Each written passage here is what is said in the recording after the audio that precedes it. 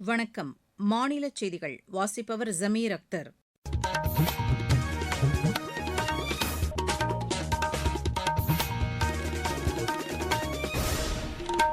தலைப்புச் செய்திகள்.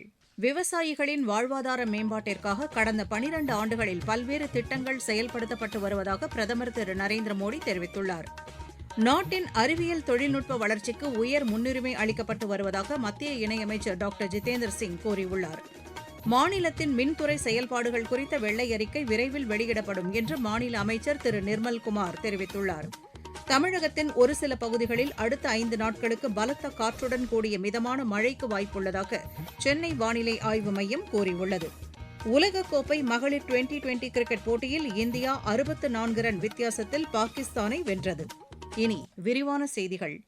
விவசாயிகளின் வாழ்வாதார மேம்பாட்டிற்காக கடந்த 12 ஆண்டுகளில் பல்வேறு திட்டங்கள் செயல்படுத்தப்பட்டு வருவதாக பிரதமர் திரு நரேந்திர மோடி தெரிவித்துள்ளார்.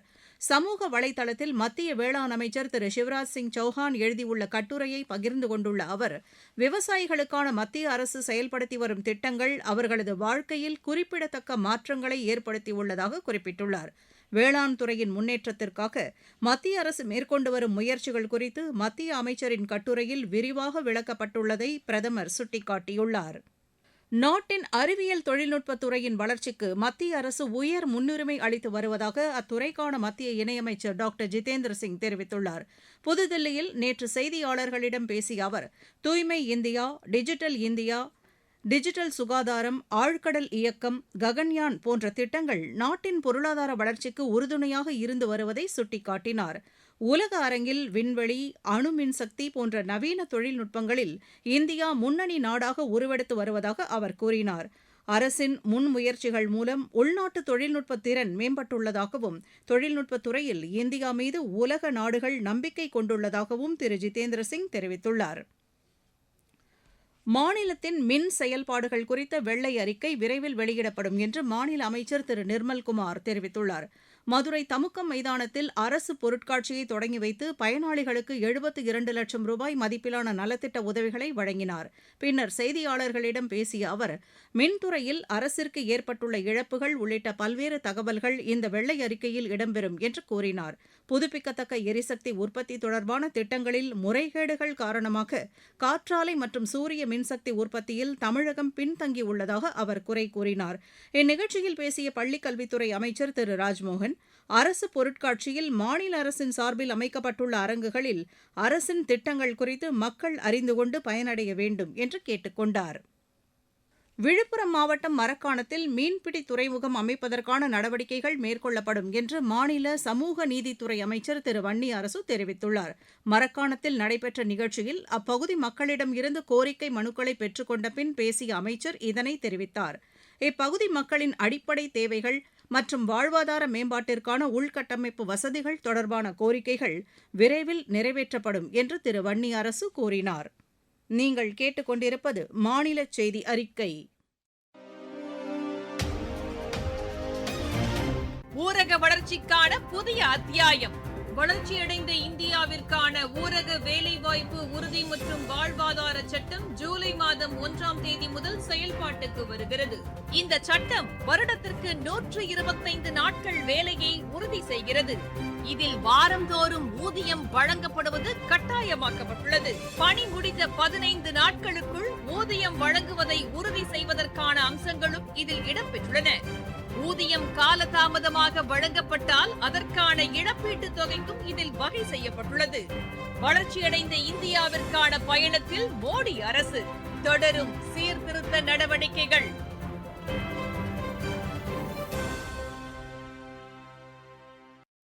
தமிழகத்தில் மீன்பிடி தடைக்காலம் நேற்றுடன் நிறைவடைந்த நிலையில் நாகை துறைமுகத்தில் இருந்து 1000க்கும் மேற்பட்ட மீனவர்கள் கடலில் மீன்பிடிக்க புறப்பட்டுச் சென்றனர்.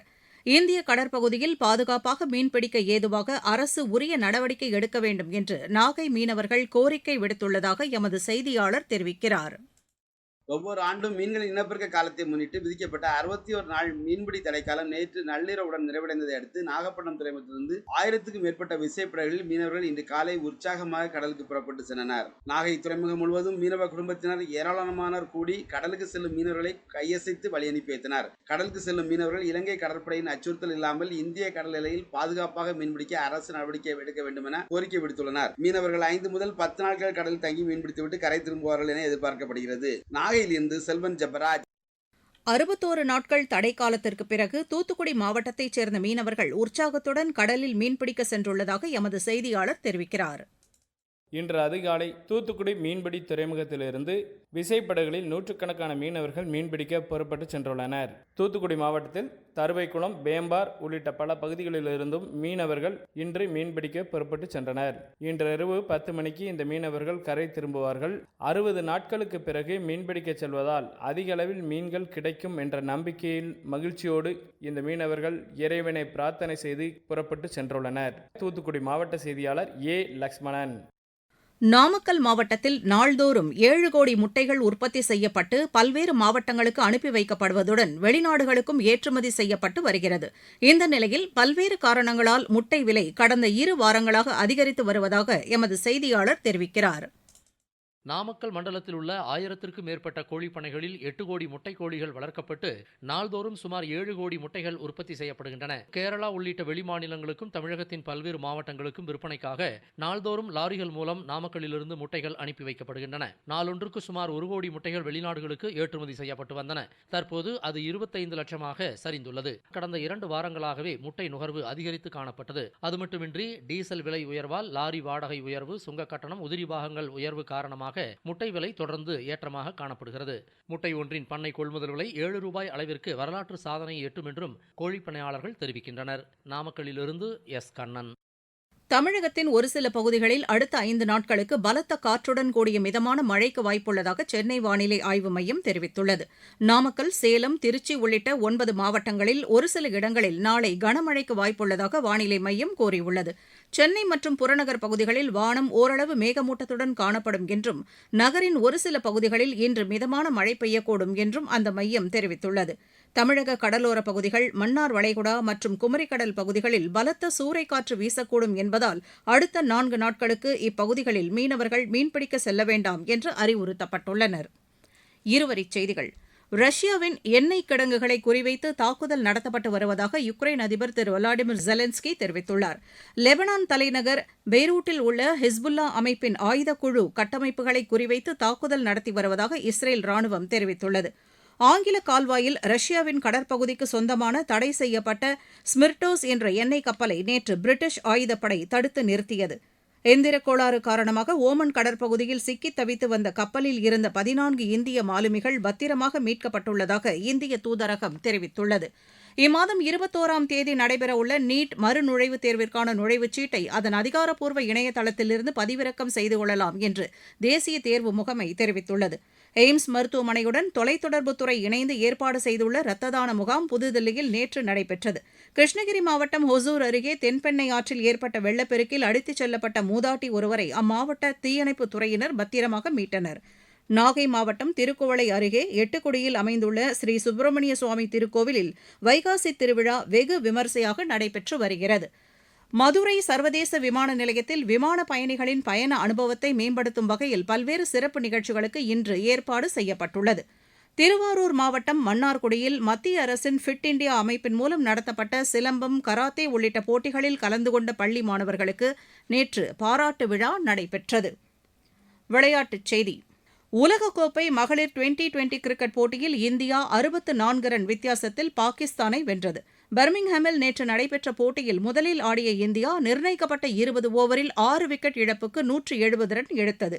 இதனையடுத்து 171 ரன் எடுத்தால் வெற்றி என்ற இலக்குடன் ஆடிய பாகிஸ்தான் 17 ஓவரில் 106 ரன்னுக்கு ஆட்டமிழந்தது. மீண்டும் தலைப்புச் செய்திகள்.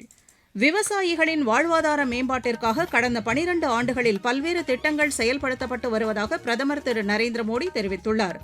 நாட்டின் அறிவியல் தொழில்நுட்ப வளர்ச்சிக்கு உயர் முன்னுரிமை அளிக்கப்பட்டு வருவதாக மத்திய இணையமைச்சர் டாக்டர் ஜிதேந்தர் சிங் கூறியுள்ளார். மாநிலத்தின் மின்துறை செயல்பாடுகள் குறித்த வெள்ளை அறிக்கை விரைவில் வெளியிடப்படும் என்று மாநில அமைச்சர் திரு நிர்மல்குமார் தெரிவித்துள்ளார். தமிழகத்தின் ஒரு சில பகுதிகளில் அடுத்த 5 நாட்களுக்கு பலத்த காற்றுடன் கூடிய மிதமான மழைக்கு வாய்ப்புள்ளதாக சென்னை வானிலை ஆய்வு மையம் கூறியுள்ளது. உலகக்கோப்பை மகளிர் டுவெண்டி கிரிக்கெட் போட்டியில் இந்தியா 64 ரன் வித்தியாசத்தில் பாகிஸ்தானை வென்றது. செய்தி அறிக்கை நிறைவு பெற்றது.